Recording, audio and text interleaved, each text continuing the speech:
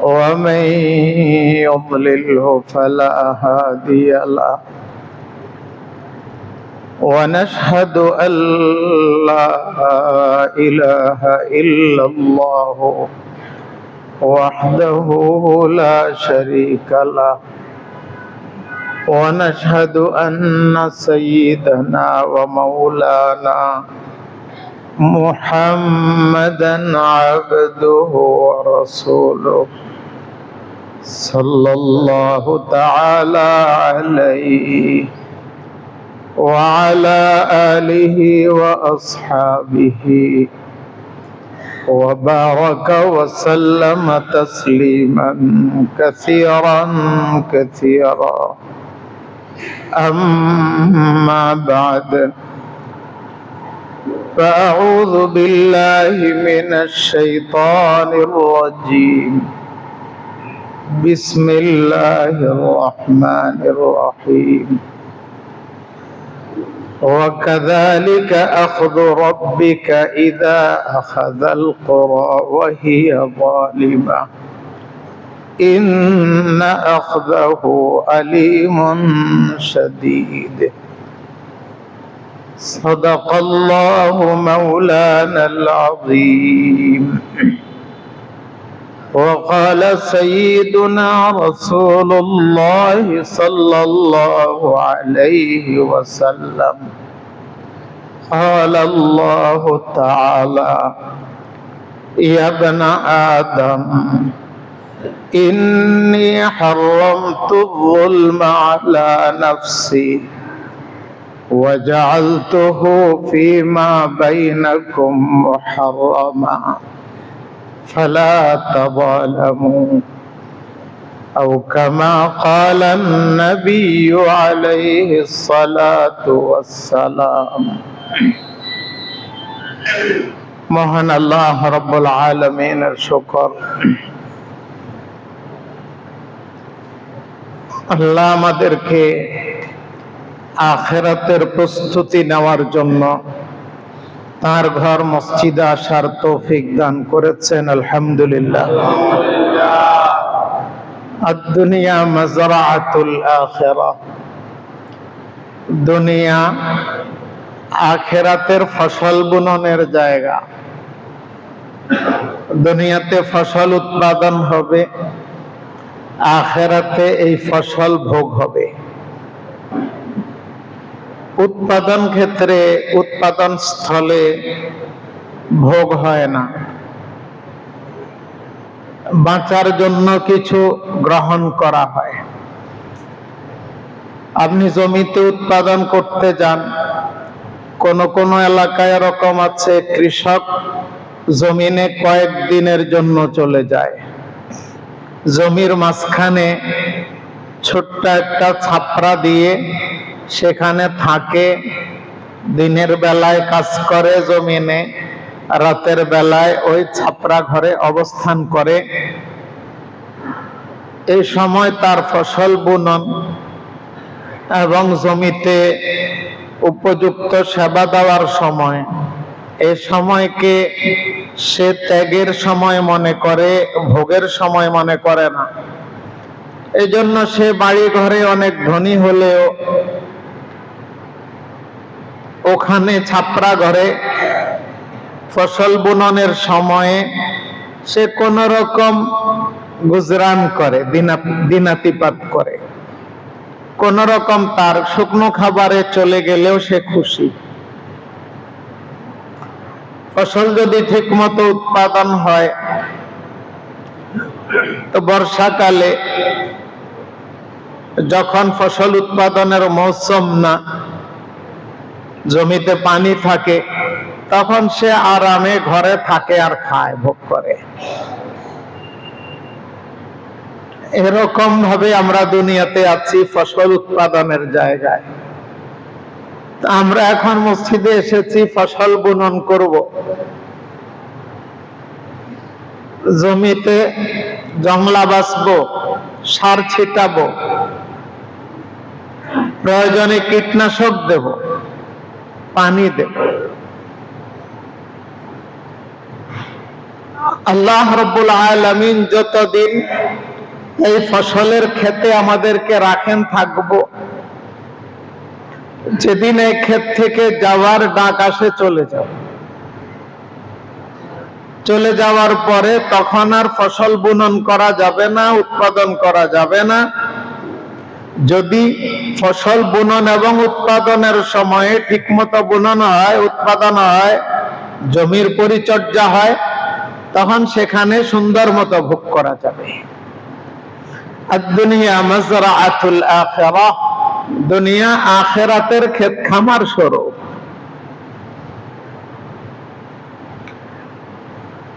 তাহলে আমরা যা করছি, আল্লাহর ঘর মসজিদে আসছি, দ্বীনি কর্মকাণ্ড, ইবাদত, বন্দেগী যে যা করছি, পরকালের প্রস্তুতি হিসাবে। কি বলেন? আল্লাহ আমাদেরকে পরিপূর্ণ প্রস্তুতি গ্রহণ করার তৌফিক দান করেন। প্রস্তুতির সময় থাকে কম, ভোগের সময় থাকে বেশি। যদি প্রস্তুতির সময় বেশি থাকে, ভোগের সময় না পায়, তাহলে হতভাগা। একজন জমির পিছনে অনেক কষ্ট করলো, বা অনেক কষ্ট করে 2-3 বছর লাগিয়ে একটি ঘর তুললো, যখন ঘরে থাকার সময় গনিয়েছে তখন সে দুনিয়া থেকে চলে গেল। তার জন্য সবাই আফসোস করে,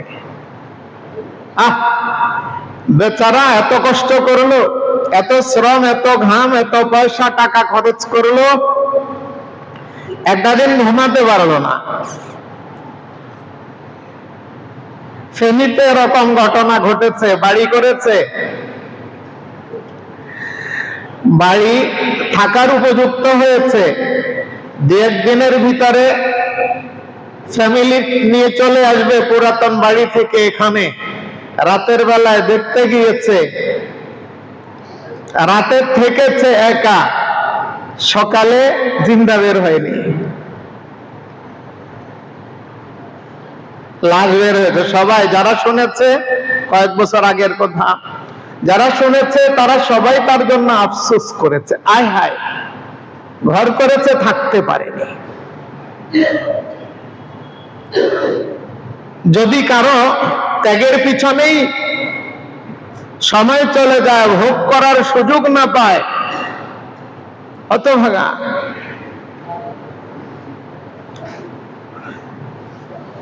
যখন ফসল বুনন করবে, যখন চাষ করবে, তখন সে যত ভালোই থাকুক, ভোগের সময় যদি ভালো না থাকে, হতভাগা।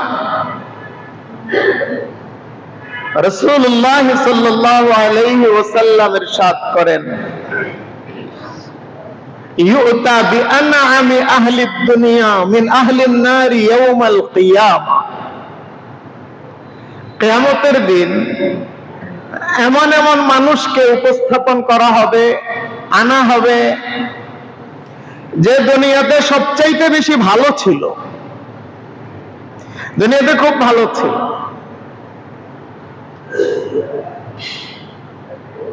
কিন্তু দ্বীন ও ঈমান থেকে দূরে থাকার কারণে তার জন্য বাজেট হয়েছে জাহান্নাম। দুনিয়াতে কিরকম ভালো ছিল, কথায় বলে না, সোনার চামচ মুখে নিয়ে জন্ম লাভ করেছে। জন্মের দিন থেকে যতদিন বেঁচে ছিল, কোনোদিন কোনো কষ্ট করেনি, সে কষ্টের কল্পনাও করেনি, কোনোদিন অভাব দেখেনি, অসুখ হয়নি, কোনোদিন কাউকে ভয় করা লাগেনি,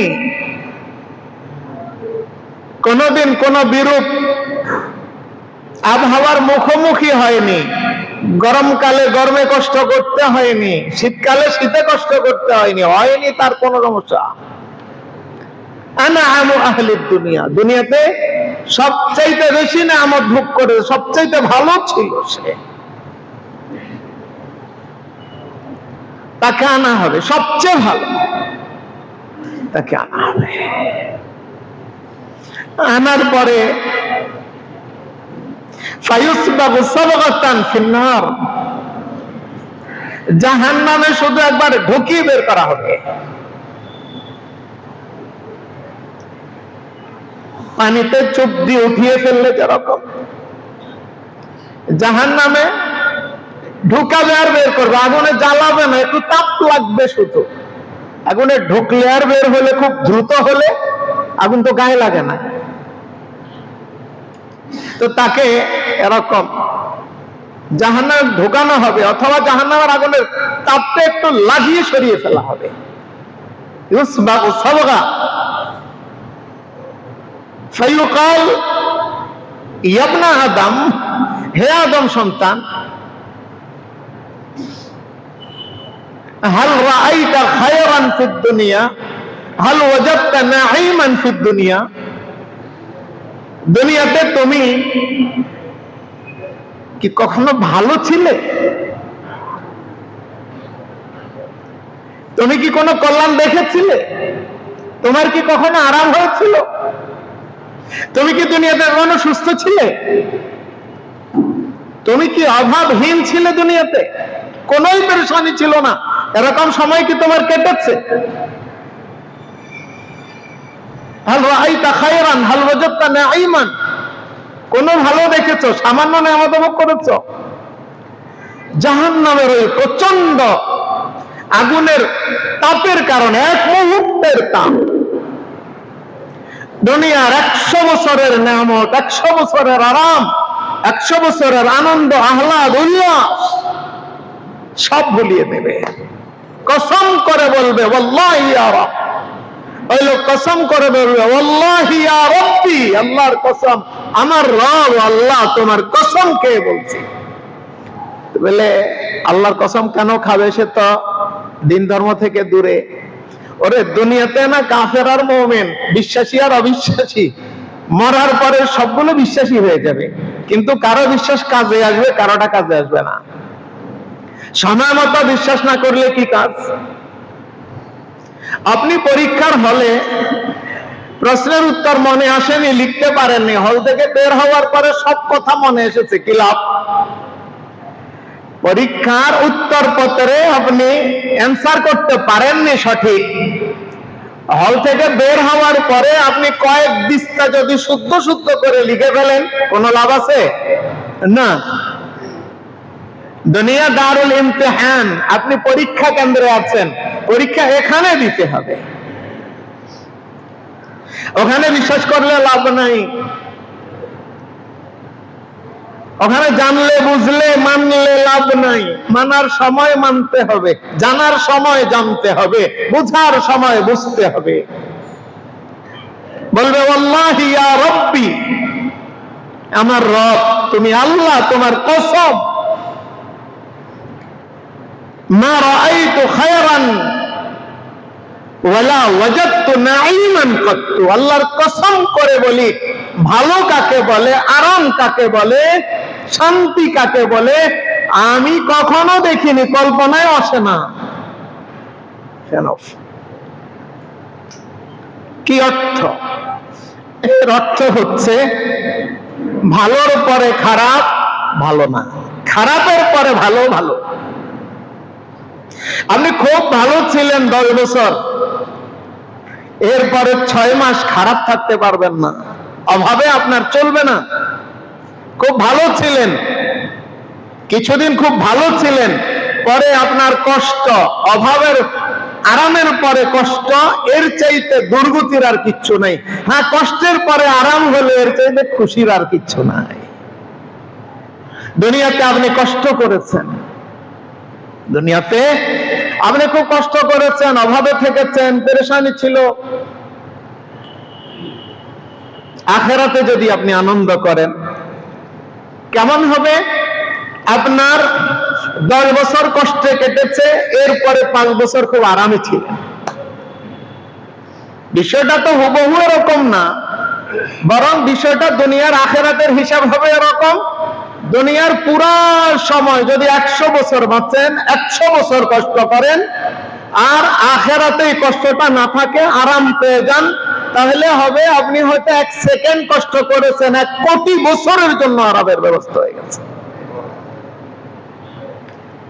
এক সেকেন্ডের আর এক কোটির মাঝে যে অনুপাত, দুনিয়ার আখেরাতের মাঝে আনুপাতিক হার আরো বেশ কম।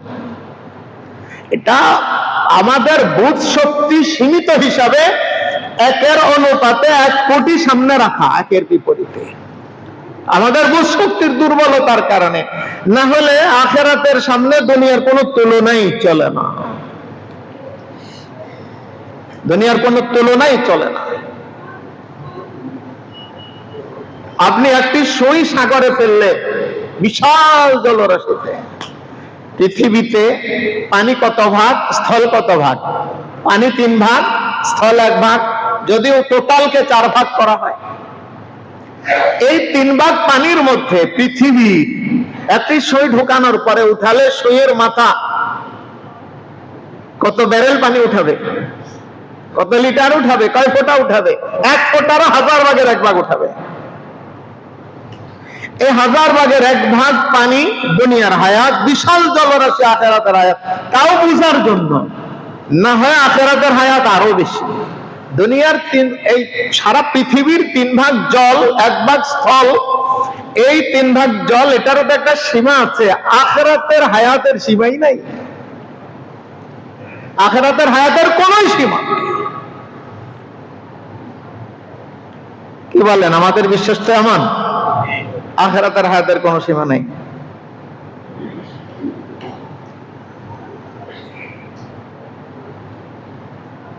এবার আসেন,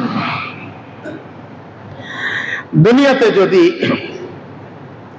আপনি আমি ভালো চলি, ভালো থাকি বলিনি, যদি ভালো চলি, ভালো চলা বলতে ঈমান এবং নেক আমল, ঈমানের সাথে নেক আমল নিয়ে যদি চলি, তো আখিরাতের অনন্ত অসীম কাল সেখানে ভালো থাকবো। এখানে কষ্ট করে চলেও ওখানে ভালো থাকবো। কিন্তু যদি এখানে একটু ভালো চলার জন্য সীমা লঙ্ঘন করে ফেলি, এখানে একটু ভালো চলার জন্য যদি আমি অন্যায় করে ফেলি,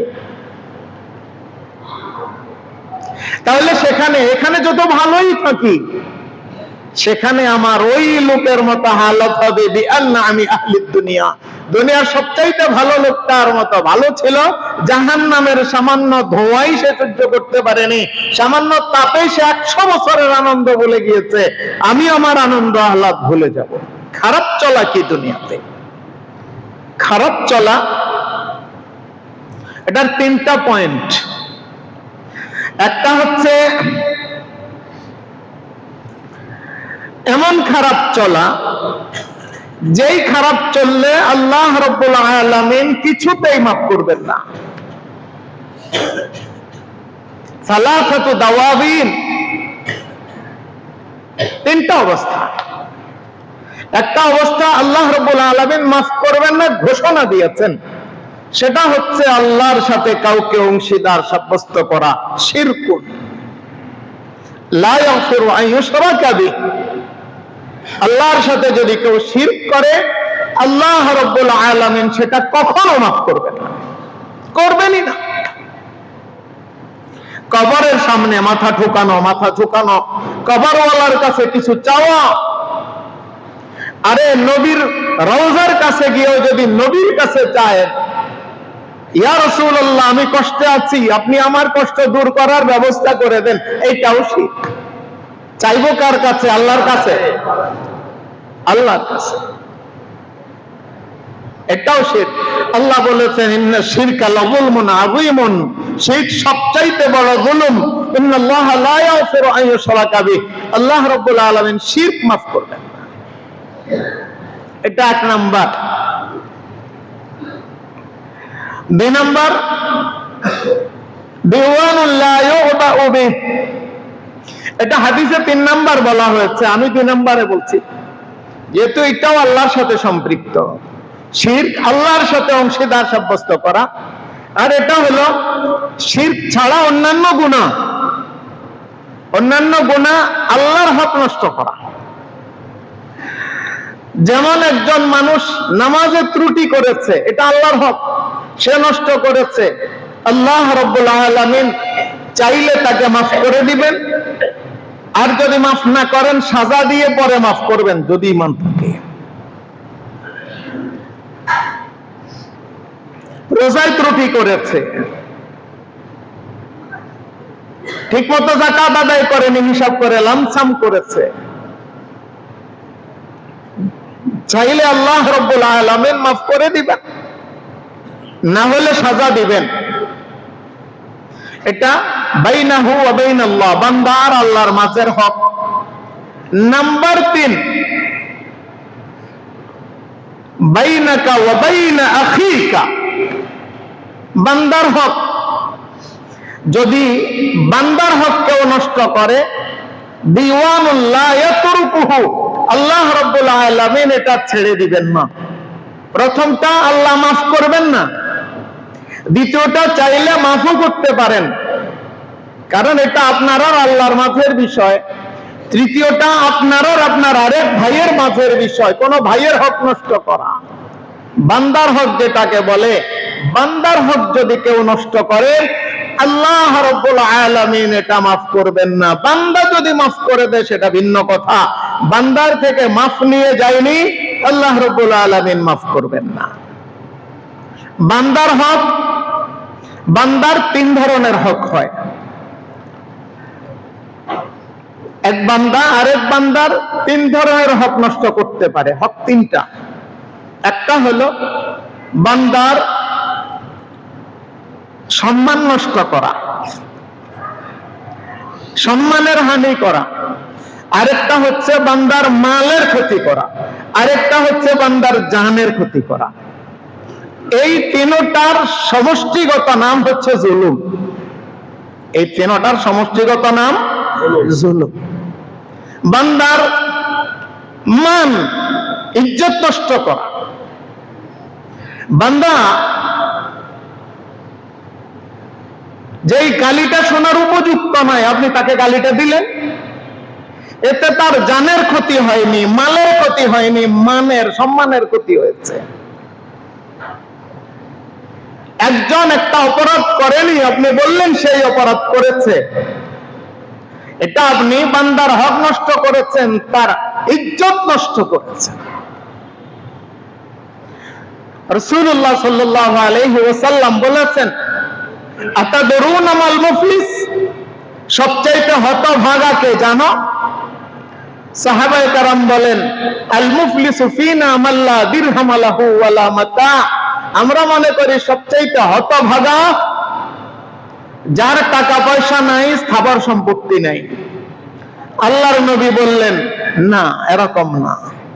ইন্নাল মুফলিস মিন উম্মতি মান ইয়াতি ইয়াউমাল কিয়ামতি বিসালাতিন ওয়া সিয়ামিন ওয়া যাকাতিন।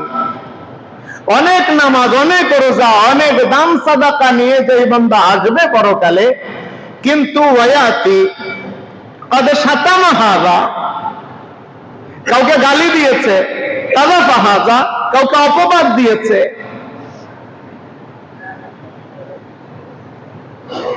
ওয়াদারাবা হাযা, কারো গায়ে হাত তুলেছে, ওয়াকালা মাল হাযা, কারো মাল খেয়ে ফেলেছে, ওয়াসাফাকা দামা হাযা, কারো রক্ত ঝরিয়েছে।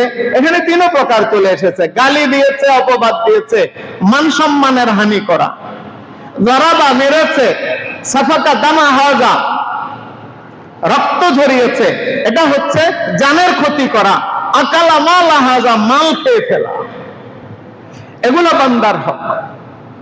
যদি বান্দার হক কেউ নষ্ট করে, বান্দার হক নষ্ট করলে এটাকে বলে জুলুম।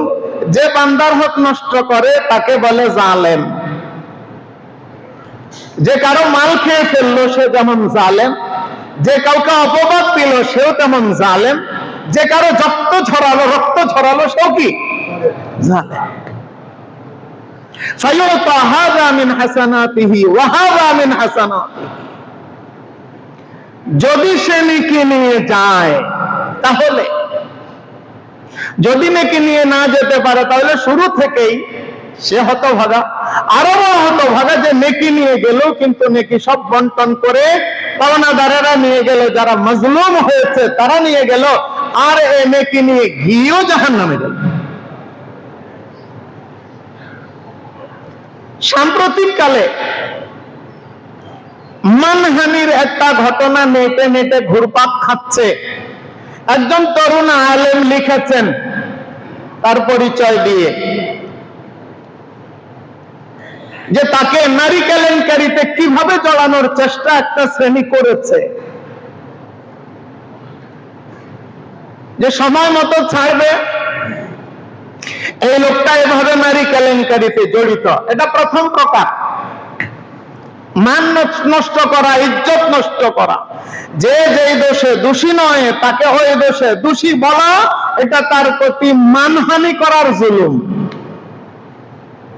আল্লাহর নবী বলেছেন এরকম জালেম, এরকম জুলুমকারী সে যেই হোক, যদি আমি হই আমি, যদি আপনি হন আপনি, যে এরকম করবে সে জালেম। আল্লাহ রাব্বুল আলামিন বান্দার হক নেওয়া ছাড়া তাকে ছাড়বেন না। তো হক কেমনে নিবেন?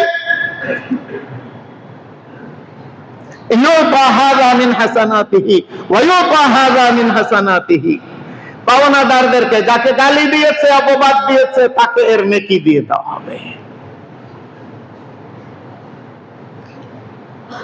যাকে মেরেছে তাকে নেকিগুলো দিয়ে দেওয়া হবে। যার মাল খেয়েছে তাকে নেকিগুলো দিয়ে দেওয়া হবে। কেউ হয়তো মেহমানদারি করার জন্য ভাত নিয়ে যাচ্ছে, ভাতগুলো নিয়ে কেড়ে খেয়ে ফেললো, এটা আল্লাহর রেকর্ডে উঠে যাচ্ছে, নেকিগুলো দিয়ে দেওয়া হবে। এই খানা জাহান্নামে যাওয়ার কারণ হবে, এই অপমান জাহান্নামে যাওয়ার কারণ হবে। এই কারো গায়ে হাত তোলা জাহান্নামে যাওয়ার কারণ হবে। এই হাত আমি তুলি, আপনি তোলেন, যেই তোলে। তাহলে মানের ক্ষতি। আরেকটা হচ্ছে মালের ক্ষতি, কারো মাল নিয়ে নেওয়া। আর হলো জানের ক্ষতি। গায়ে হাত তোলা জানের ক্ষতি, মেরে ফেলা জানের ক্ষতি। জানের ক্ষতি। যে কারো ক্ষতি করে, যেই ক্ষতি করার অধিকার ছিল না, ওই ক্ষতি যদি করে, যদি কোন শ্রেণী আরেক শ্রেণীর করে, কোন ব্যক্তি আরেক ব্যক্তির করে, কোন ভাই আরেক ভাইয়ের করে, চার ভাই, এক ভাই চালাক বেশি, বাকি তিন ভাইয়ের মাল মেরে দিল,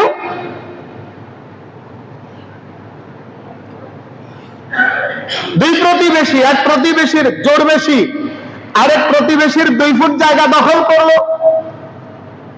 সীমানার দেয়াল তোলার সময় নিজের জায়গায় দেয়াল না তুলে 2 ইঞ্চি ওইদিকে ঠেলে দিল, সব জুলুম। আর যে জুলুম করে তাকে কি বলে? বলেন জালেম। চিন্তা করেন কার কার হক নষ্ট করেছেন। প্রত্যেকেই চিন্তা করি, আমিও চিন্তা করি। যদি ছোট কালে কারো 10 টাকা ঠকিয়েছি, এখন চিন্তা করব ওই 10 টাকা যে তাকে ঠকালাম, কথার কথা একজনের 10 টাকা দামের একটা ফল খেয়ে ফেলেছি, ওই ফলটার দাম এখন বাজারে কত হতে পারে, তাকে ওইটা পরিশোধ করে দেব।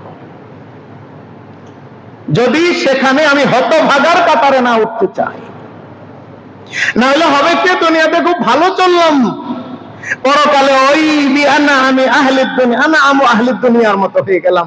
দুনিয়ার সবচাইতে ভালো থাকলাম, কিন্তু সেখানে ধরা পড়ে গেলাম। আগে ভালো থাকলাম, পরে ধরা পড়লাম, এটা বড় আফসোসের কারণ হবে। আগে কষ্ট করে পরে ভালো থাকার চাইতে, আগে কষ্ট করে যদি পরে ভালো থাকি, ওটা আফসোসের কারণ হবে না, উল্লাসের কারণ হবে, আনন্দের কারণ হবে, খুশির কারণ হবে। যেই করেন জুলুম, আমি করি আপনি করেন। আল্লাহর হাবিব সাল্লাল্লাহু আলাইহি ওয়াসাল্লাম বলেন, লাতুআদ্দুন্নাল হুকুকা ইয়াওমাল কিয়ামা হাত্তা ইউকাদা লিশাতিল জালহাই মিনাশ শাতিল কারনা। মুসলিম শরীফের হাদিস। যার যেই হক, মানের হক, মালের হক, জানের হক কেউ নষ্ট করেছে, এই হক আদায় করতেই হবে কিয়ামতের দিন। এই হক আদায় করতেই হবে। আল্লাহ নবীর কথা বিশ্বাস করেন? করেন? বলেন। মুসলিম শরীফের হাদিস, বুখারী আর মুসলিমের হাদিস তো সবগুলো সহিহ। লা তুআদ্দুনাল হুকুক, সব হক দিতে হবে। এমনকি আল্লাহর নবী এটার ব্যাখ্যা দিতে, একটা উদাহরণ দিতে গিয়ে বলেন, হাত্তা ইউকাদা লিশাতিল জালহা মিনা শাতিল কারনা। বকরি শিং নাই একটা, আরেকটার শিং আছে সুচালো ধারালো, তো দুইটা যদি মোকাবেলা করে, ধারালো শিংযুক্তটা শিংবিহীন বকরিটাকে গুতা টুতা দিয়ে কষ্ট দিয়েছে, হয় না এরকম? হয়। আল্লাহর নবী বলেন যে আল্লাহ রাব্বুল আলামিন এত বড় ইনসাফ করবেন যে দুর্বল বকরি আক্রান্ত হয়েছে সবল বকরি দ্বারা, আল্লাহ রাব্বুল আলামিন এই দুর্বল বকরিটা দিয়ে সবল বকরির প্রতিশোধ নেবেন। সুবহানাল্লাহ। আল্লাহ এত বড় ইনসাফকার, এত বড় ইনসাফকার। এবং পরকালে, দুনিয়াতে যদি সুদ না হয়, পরকালে সুদ হওয়া এটা বিবেকেরও দাবি। না হলে ধরেন ফেরাউন, ধরেন নমরুদ, হামান, দুনিয়াতে কত জুলুম করেছে, নেতানিয়াহু কত জুলুম করছে, আব্দুল ফাত্তাহ সিসি নিজের ক্ষমতার জন্য হাজার হাজার প্রতিবাদীকে বুলডোজার দিয়ে হত্যা করেছে না? এখনো তো সে ধরাছোঁয়ার বাইরে, নেতানিয়াহু ধরাছোঁয়ার বাইরে, আমেরিকা তাকে শেল্টার দিচ্ছে, তাদের আসরে বড় বড় অনুষ্ঠানে বক্তৃতা দেওয়ার পর্যন্ত সুযোগ করে দিচ্ছে, তার বক্তৃতা হাততালি দিচ্ছে। এখন প্রতিনিয়ত সে জুলুমি করে যাচ্ছে, আরো কিছু জালেম তাকে শেল্টার দিচ্ছে, সহযোগিতা করছে। তো যদি দুনিয়াতে এই জালেম নেতানিয়াহুর, এই জালেম আব্দুল ফাত্তাহ সিসির বিচার না হয়, আর পরকালেও যদি সে ছাড় পেয়ে যায়, তাহলে আল্লাহ রাব্বুল আলামিন আহকামুল হাকিমিন কেমনে হবেন? আল্লাহ সবচাইতে ন্যায় বিচারক কেমনে হবেন? এজন্য বিবেকেও বলে, যারা আল্লাহকে বিশ্বাস করে তাদের বিবেক এই কথা বলবে, সে হিন্দু হোক, মুসলিম হোক, ইহুদি হোক, নাসারা হোক, তার বিবেক, যেহেতু আল্লাহকে হিন্দুরা বিশ্বাস করে, ইহুদি নাসারাও বিশ্বাস করে, বিবেকে এই কথা বলতে বাধ্য যে দুনিয়াতে যেহেতু এই জালেমের জুলুমের প্রতিকার হয়নি, বিচার হয়নি, পরকালেও যদি না হয়, তাহলে মাজলুম মাজলুম থেকে গেল, মাজলুম কি পেল? জালেমের জুলুমের বিচার কেমনে হবে? ইনসাফ কেমনে কায়েম হলো? এজন্য বিবেক এই কথা বলে, যুক্তি এই কথা বলে, পরকালে বিচার হবে। আর কোরআনে হাদিসে তো এই কথাটা আছেই। এখন জুলুম কে করে? যে পরকালের কথা মনে রাখে না, দুনিয়াকে সব মনে করে, যে পরকালকে ভুলে যায়, দুনিয়াকে মনে রাখে বেশি, সে জুলুম করে। অথচ যুলুমাতুন ইয়াউমাল কিয়ামা, আয-যুলমু যুলুমাতুন ইয়াউমাল কিয়ামা, জুলুম কিয়ামতের দিনের অনেক অন্ধকারের কারণ হবে। যুলমাতুন বললেন না আল্লাহর নবী, যুলমাতুন মানে এক অন্ধকার, যুলুমাতুন মানে অন্ধকারের উপরে অন্ধকার, যুলুমাতুন বা'দুহা ফাওকা বা'দ, জুলুমের উপরে জুলুম, অন্ধকারের উপর অন্ধকার, যেই করে এবং আল্লাহর নবী বলেছেন, ইন্নাল্লাহা লা ইউমলিয যালিম। সিসি সাহেব, নেতানিয়াহু সাহেব মনে করতে পারে না, রে আমি তো ধরাছোঁয়ার বাইরে আছি।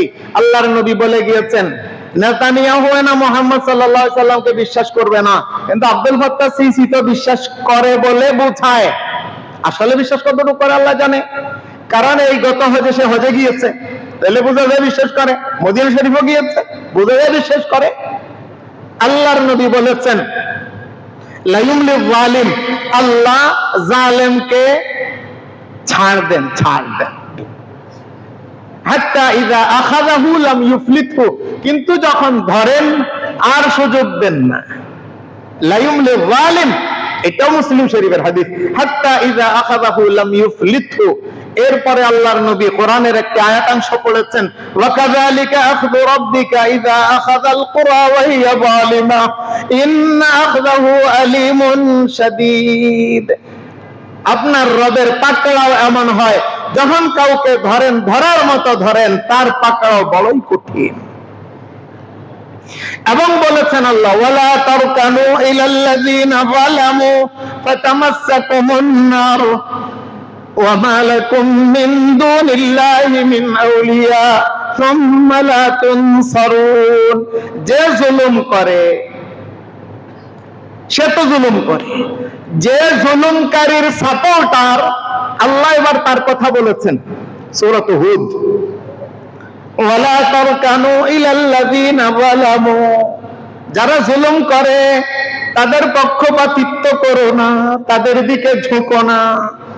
লা তারকানু লা তামিলু, তাদের পক্ষপাতিত্ব করো না, সাপোর্ট করো না, কোনোভাবেই সাহায্য করো না।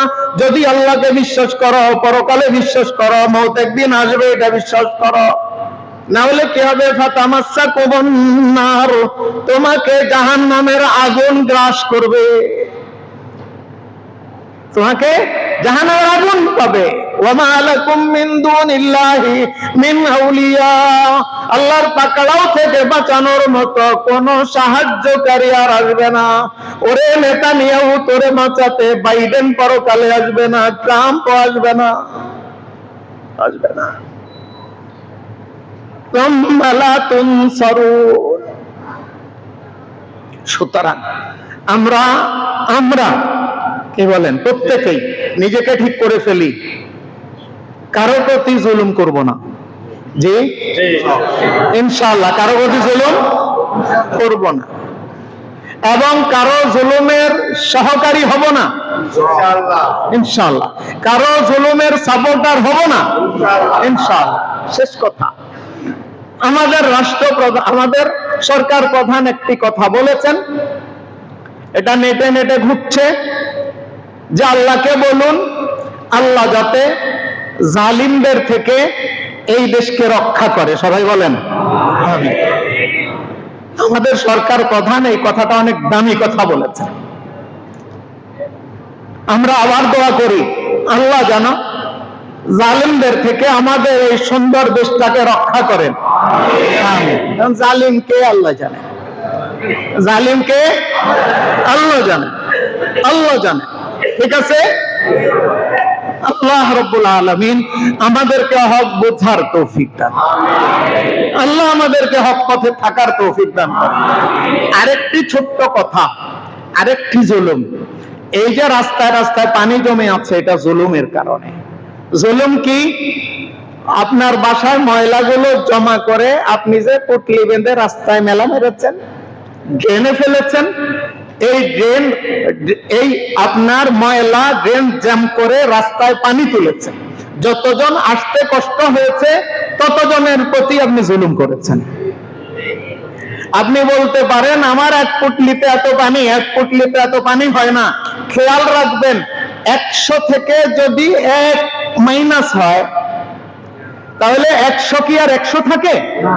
100 আর 100 থাকে না। 100 থেকে 1 মাইনাস হলে 100 100 থাকে না। 1000 থেকে 1 মাইনাস হলে 1000 1000 থাকে না। একের ভূমিকা 100 100 হওয়ার জন্য যেরকম আছে, একের ভূমিকা 1000 1000 হওয়ার জন্য যেরকম আছে, এরকম ড্রেন জ্যাম হয়ে রাস্তা পানিতে ডুবে যাওয়ার জন্য আপনার একটুখানি ময়লা আছে।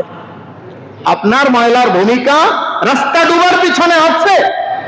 আপনি শুধু পুটলি ফেললে নয়, বরং ঝাড়ু দিয়ে টেনে টেনে, এতটুকুও নয়, আপনি যদি একটা আম খান, আমের মৌসুম, আমের বাকল যদি ড্রেনে ফেলেন, এটাও ড্রেন জ্যাম হওয়ার পিছনে ভূমিকা রাখে। কেন? ডাস্টবিন নেই, ডাস্টবিন নেই। আপনি কোটি টাকা খরচ করে বাড়ি বানাতে পারেন, আপনি হাজার হাজার টাকা ভাড়া দিয়ে ঘর ভাড়া নিতে পারেন, আপনি একটা ঝুড়ি রাখতে পারেন না, ময়লার ডাস্টবিনে ফেলতে পারেন না। পৌরসভার লোকেরা তো আসে, প্রতিদিন নিয়ে যায়, আপনি কেন রাস্তায় ফেলবেন? এটাও জুলুম। আরেকজনের কষ্টের কারণ বনা, যেই কোনো ভাবে কষ্টের কারণ হওয়া, এটা জুলুম। যে জুলুম করে সে জালেম, জালেমের জন্য জুলুম পরকালের অন্ধকার নিয়ে আসবে। খালি অন্যের দিকে ইশারা করলে হবে না, অন্যকে কল্পনা করলে হবে না, আমিও জুলুম থেকে মুক্ত আছি কিনা, আমিও জালেম নই না জালেম, এটাও চিন্তা করতে হবে। আল্লাহ আমাদেরকে সঠিক বুদ্ধি দান করেন। যাদের সুন্নাত বাকি আছে।